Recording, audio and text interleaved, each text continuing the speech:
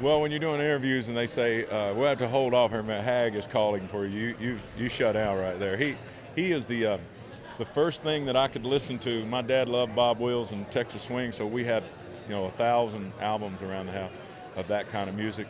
And Hag's love for Bob Wills made my dad start, listening to Hag some. And Bob gave him that fiddle and everything. So my dad started letting us listen to Hag when I was a little kid, and that was the first piece of modern country that I got to hear. He's the consummate singer-songwriter that I always wanted to grow up to be, and even have him know who I am, or even talk to me, or want to call me on the phone or anything. It's just all surreal to me. I came to town here in '91 or '2, got a record deal, should have been a Cowboy out in '93.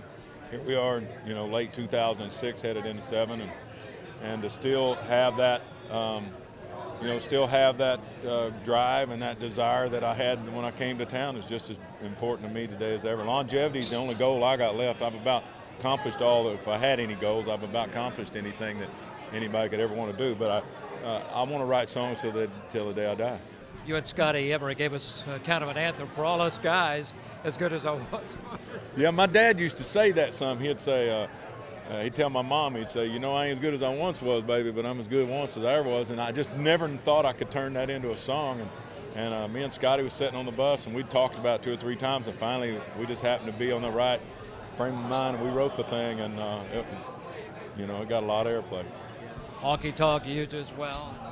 Beer for My Horses was one me and Scott wrote that was a big song just like that. That was a big impact kind of song. How are you doing? What's going on with you right now? Well, we just, waiting on Broken Bridges to hit the, hit the national media and stuff, hit the HBOs and the CMTs and stuff like that. We got soundtrack. My label's over there, Show Dogs Rockin'. I'm in the studio working on a brand new album, so it's just trying to build my little empire. Congratulations on that label. That's tough business, isn't it? Well, you know what? It's exactly what I thought it would be. If you get the right people that you can trust, that you've done it with, the staff that I have over there is people, for the most part, people that I've worked with throughout the years, and we've been very successful. So nothing's changed. We have a platinum album, and everything's rocking along with us. So we've only been open for all practical purposes about 9 months.